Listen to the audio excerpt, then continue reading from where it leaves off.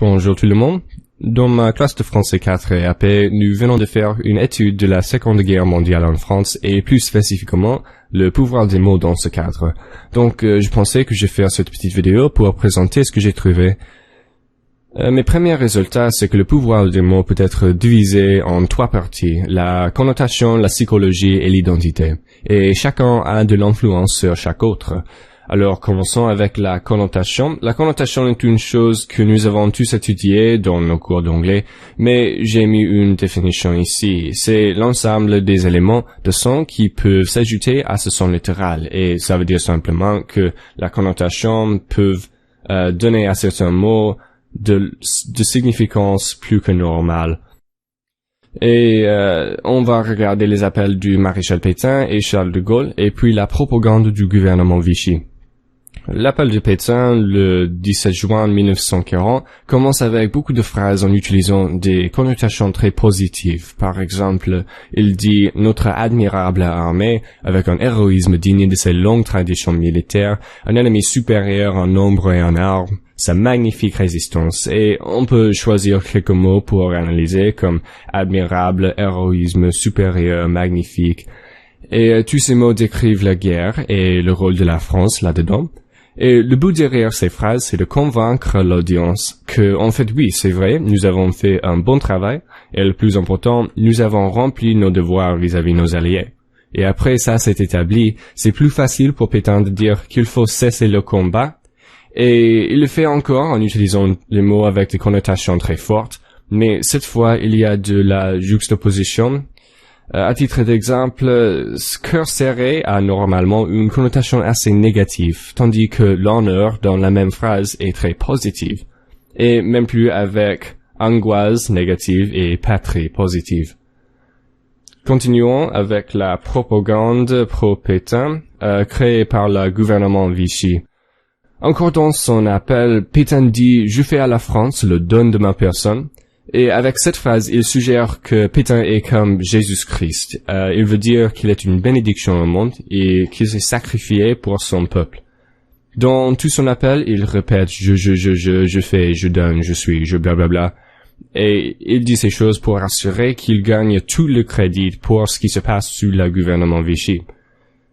Dans quelques autres propagandes, il dit vive Pétain et vive la France. Et cette structure veut dire que Pétain est la France, un peu comme Louis XIV et sa citation célèbre « L'État, c'est moi ». Le gouvernement a aussi appelé le STO, le système de travail obligatoire, une lutte contre le chômage. Le STO, c'est pas du tout une bonne chose, c'est presque l'esclavage. Mais si la publicité dit que c'est contre le chômage, elle a l'air très positive en fait. Et finalement, dans un clip vidéo, Pétain s'adresse à une classe de jeunes français où il dit « Je compte sur vous ». Et cette phrase rend personnel l'appel et demande que les jeunes reconstruisent la France ou prennent direction de le gouvernement ou n'importe quelle demande que Pétain fait. Maintenant, regardons l'appel du général de Gaulle. Semblable en Pétain, de Gaulle commence aussi son appel avec les connotations très fortes, mais dans une direction très différente. Il commence depuis nombreuses années la défaite de nos armées, submergées par la force mécanique, infiniment plus que leur nombre. Et on peut faire la même chose qu'on a fait avec l'autre appel. Les mots nombreuses, défaites, submergées, la force et infiniment sont des choses très négatives. Et cette partie prend tout l'espoir et le jette par la fenêtre. Mais juste après, il y a un point où De Gaulle change la direction de l'appel. Il a dit « Le dernier mot n'est pas dit, l'espérance ne doit pas disparaître, la défaite n'est pas définitive. » Et normalement, dernière disparaître et défaite sont très négatifs, mais De Gaulle les met au négatif, donc c'est une bonne chose.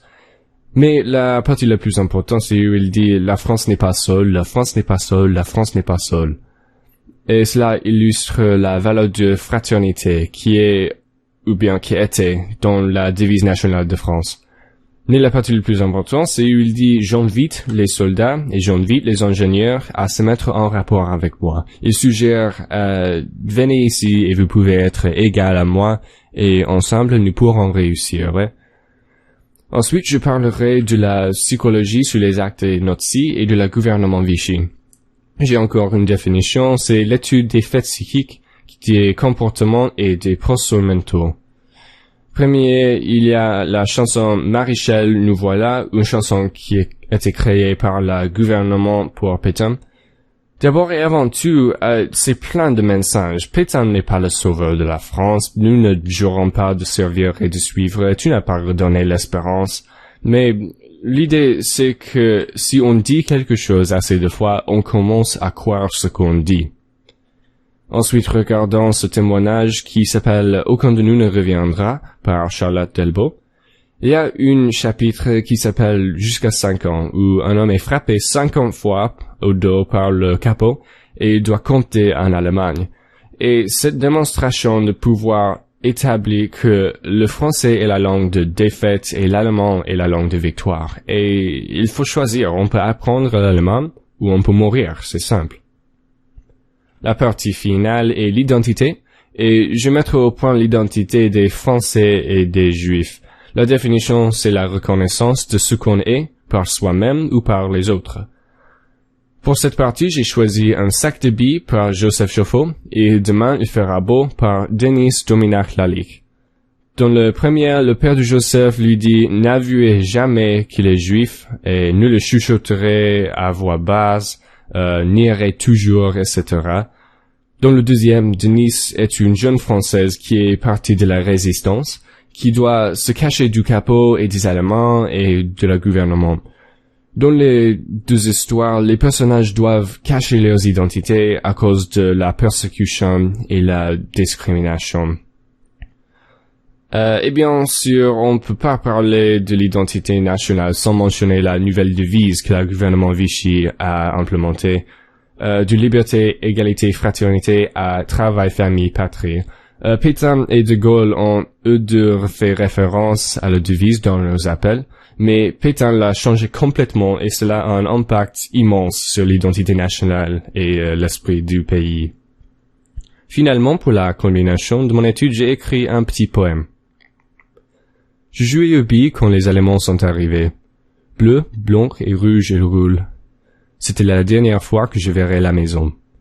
Ils ont pris nos affaires, ils ont donné l'ordre et nous envoyé en camp.